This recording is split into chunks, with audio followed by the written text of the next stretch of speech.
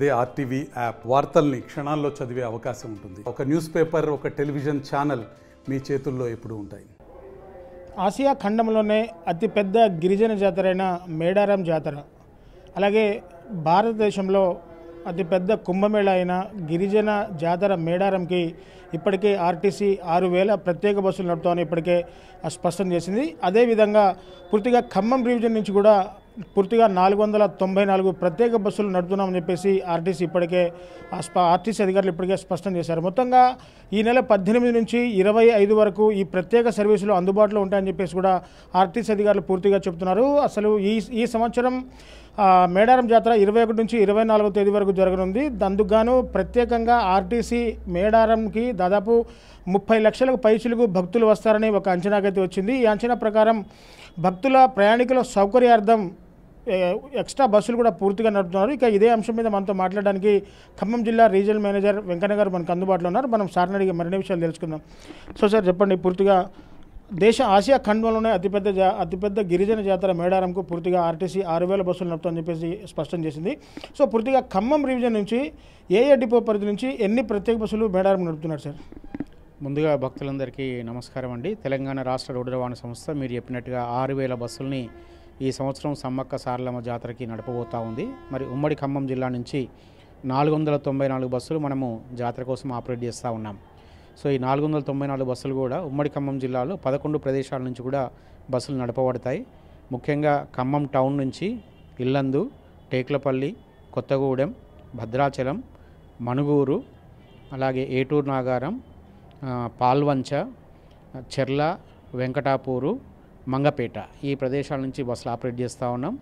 మరి 2020ని ప్రాతిపదిక తీసుకొని మేము బస్సులు ప్లాన్ చేసాం. 2020లో మరి ఉమ్మడి ఖమ్మం జిల్లాలో 1,32,000 మంది ప్రయాణికులు ప్రయాణం చేశారు. సో ఈసారి మరి మహాలక్ష్మి పథకం అమలు చేస్తున్నాం కాబట్టి ఈ మహాలక్ష్మి పథకం కూడా జాతర బస్సులకి అనుమతి ఉంది. కాబట్టి మహిళా ప్రయాణికులు ఈ అవకాశాన్ని వినియోగించుకోగలరు. అలాగే మరి ఈ సంవత్సరం ఇంకా 50% మంది ప్రయాణికులు ఎక్కువ వస్తారనే ఉద్దేశంతో 2 లక్షల మంది సౌకర్యవంతంగా ప్రయాణం చేయడానికి కావాల్సిన ఏర్పాట్లు ఉమ్మడి ఖమ్మం జిల్లాలో చేయడం జరిగింది.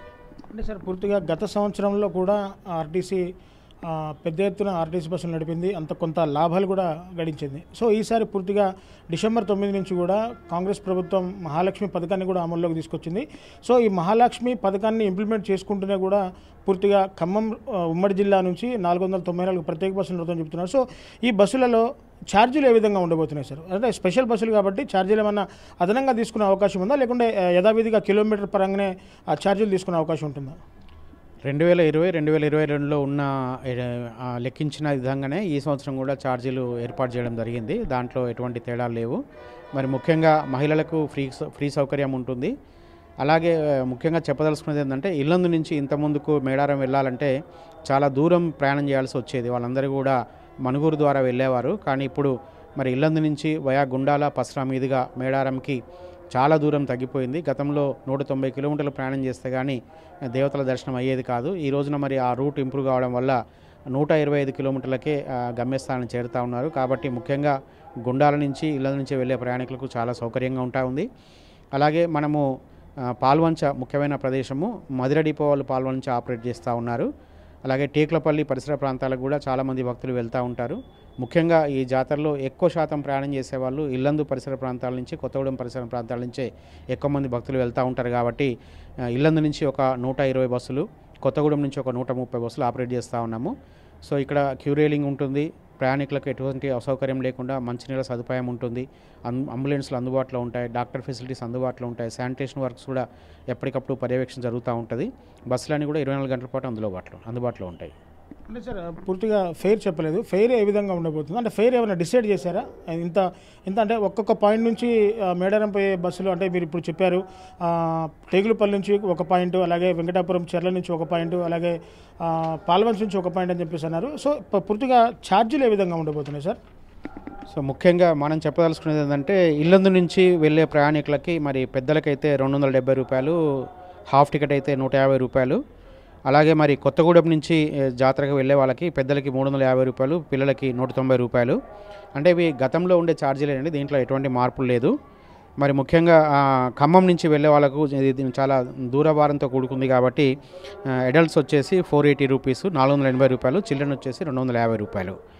సో ముఖ్యంగా ఇదే కాకుండా ఏటూరు నగరం చాలా షార్ట్ డిస్టెన్స్ ఉంటుంది మన జాతరకి. సో ఏటూరు నగరం నుంచి కూడా మేము దాదాపుగా 50 బస్సులు ఆపరేట్ చేస్తాము. ఏటూరు నగరం టు జాతరకి 80 రూపాయలు, పిల్లలకి 50 రూపాయలు. అంటే సాధారణ ఛార్జీలే వసూలు చేస్తున్నాం, దీంట్లో ప్రత్యేకమైన ఛార్జీలు ఏం లేవు. సో మొత్తంగా సార్ అంటే ఆర్టీసీ అధికారులు మొత్తం కూడా బేస్ క్యాంపులు నిర్వహించారు. మంత్రి రవాణా శాఖ మంత్రి పొన్నం ప్రభాకర్ కావచ్చు, అక్కడ సీతక్క కావచ్చు, మినిస్టర్ పూర్తిగా బేస్ క్యాంప్ కంప్లీట్ అయింది. సో రోడ్లు కూడా మంచి అందుబాటులో ఉన్నాయని చెప్పేసి అంటున్నారు. సో మొత్తంగా అంటే గతంలో కొంత ఫెయిల్యూర్ అనేది కొంత కనబడింది. అంటే ప్రధానంగా రోడ్డు మార్గం కొంత ఇబ్బంది అవ్వడం వల్ల ఆ బస్సులు ట్రాఫిక్లో ఇరుక్కోవడం, మళ్ళీ సమయానికి తిరిగి రాకపోవడం అనేది కొంత ఆ ప్రయాణికులు కొంత ఇబ్బంది గురయ్యారు. ఈసారి పూర్తిగా రోడ్లు అన్నీ కూడా మంచిగా ఉన్నాయి, పూర్తిగా ఎక్కువ బస్సులు కూడా నడుపుతున్నారు. సో ఈసారి ఏ విధంగా అధికారులతో సమన్వయం చేసుకుంటున్నారు సార్ పూర్తిగా? మరి ముఖ్యంగా ఈసారి ఎక్కువ భక్తులు వస్తారనే ఉద్దేశంతో మరి పోలీసు కూడా ఎక్కువ మంది ఫోర్స్ను డిప్లాయ్ చేస్తూ ఉంది. మరి బేస్ క్యాంప్లో కూడా మాకు ప్రభుత్వం మరి ఒక 15 ఎకరాల స్థలాన్ని కూడా కేటాయించడం జరిగింది. సో ఇంతకుముందు మనం 3500 బస్సులు తిప్పేవాళ్ళం, ఈసారి 6000 బస్సులు తిప్పుతున్నాం. కాబట్టి ఈ బస్సులకు తగిన విధంగా పార్కింగ్ చేసుకోవడానికి కూడా మరి ప్రభుత్వం భూమి కేటాయించింది. దాదాపుగా 25 ఎకరాల ప్రదేశాన్ని తెలంగాణ రాష్ట్ర రోడ్డు రవాణా శాఖకు కేటాయించింది. కాబట్టి ఈ జాతరలో కూడా ఎటువంటి ఇబ్బంది లేకుండా, ఎటువంటి ట్రాఫిక్ జామ్ లేకుండా వెళ్ళే అవకాశం ఉంది. అన్ని ఏర్పాట్లు చేశాం. నేను కూడా 2 సార్లు జాతర పాయింట్ను విజిట్ చేయడం జరిగింది. అలాగే ఉమ్మడి ఖమ్మం జిల్లా నుంచి కూడా అందరు డిపోమేలు సూపర్లు కూడా వాళ్ళని తీసుకెళ్ళి జాతర యొక్క అరేంజ్మెంట్స్, అక్కడ ఉండే ఏర్పాట్లు, అక్కడ తీసుకోవాల్సిన జాగ్రత్తలు కూడా మనం వివరించడం జరిగింది. జాతరకి సర్వం సిద్ధంగా ఉన్నాం. రేపు 18వ తారీఖు నాడు ఆదివారం ఫస్ట్ డే రేపు స్టార్ట్ అవుతుంది మినిమం బస్సులతోటి. అలాగే సోమవారం నాడు కొంత భక్తులు పెరిగే అవకాశం ఉంది. మన అంచనా ప్రకారంగా ఉమ్మడి ఖమ్మం జిల్లాలో మంగళవారం, బుధవారం, గురువారం ఉదయం వరకు కూడా చాలా ఎక్కువ ట్రాఫిక్ మేడారం వైపు వెళ్ళే అవకాశం ఉంది. గురువారం నుంచి మనకు మేడారం నుంచి తిరుగు ప్రయాణంలో భక్తులు కనిపిస్తారు. సో కాబట్టి టీఎస్ఆర్టీసీ ఖమ్మం జిల్లా సంసిద్ధంగా ఉంది జాతరకి. సో పూర్తిగా చూశారు కదా, మేడారం భారతదేశంలోనే అతిపెద్ద కుంభమేళా అయినటువంటి మేడారం సమ్మక్క సారలమ్మ జాతరకు వెళ్ళే భక్తులకు టీఎస్ఆర్టీసీ అన్ని రకాల వసతులు కూడా పూర్తిగా కల్పించింది. భక్తుల వద్దకే బస్సు అన్నట్టు భక్తులు ఎక్కడైనా ఎక్కువగా ఉంటే వాళ్ళు బస్సులు కూడా బుక్ చేసుకోవచ్చు అని చెప్పేసి కూడా చెప్తున్న పరిస్థితి కనబడుతుంది. సో గతంలో కొంత రోడ్డు మార్గం కొంత బాగలేదు కాబట్టి కొంత ఇబ్బందికర పరిస్థితులు ఎదుర్కొన్నాయి. కానీ ఇప్పుడు రోడ్డు మార్గాన్ని కూడా కొంత పూర్తిగా క్లియర్ చేశారు. సో అక్కడ రోడ్లు కూడా నీట్గా ఉన్నాయి కాబట్టి బస్సులు వెంటనే అంటే 18 నుంచి కూడా 25 వరకు మేడారం జాతరకు ఈ ప్రత్యేక బస్సులు నడుపుతాయని చెప్పేసి కూడా ఆర్ఎం గారు చెప్తా ఉన్నారు. సో పూర్తిగా భక్తులు ఈ సదవకాశాన్ని వినియోగించుకోవాలని చెప్పేసి కూడా ఆర్టీసీ అధికారులు చెప్తున్నారు. సో ఆర్టీసీ అధికారుల ఆధ్వర్యంలో పూర్తిగా మెడికల్ క్యాంపులు, అలాగే పోలీసు వారితో సమన్వయం చేసుకుంటూ ఎక్కడా కూడా ట్రాఫిక్ అవాంతరాలు ఏర్పడకుండా ఎప్పటికప్పుడు బస్సులు పర్యవేక్షించేలా ట్రాఫిక్ సూపర్వైజర్ కూడా పూర్తిగా మేడారం జాతరలో ఇంక్లూడింగ్ అయి ఉన్నారని చెప్పేసి కూడా ఆర్ఎం గారు చెప్తున్నారు. సో ఏది ఏమైనా తెలంగాణ అతిపెద్ద గిరిజన జాతర పేరుగాంచినటువంటి మేడారం జాతరకు ఆర్టీసీ ఈసారి పూర్తిగా సంసిద్ధమవుతుంది. ప్రయాణికులంతా కూడా ఆర్టీసీ బస్సుల్నే వినియోగించుకోవాల్సిందిగా అధికారులు చెప్తున్న పరిస్థితి కనబడుతుంది. ఇది కెమెరా పర్సన్ నాగేంద్ర బాబుతో నేను మీ దేవేందర్, ఆర్టీవీ ఖమ్మం నుంచి.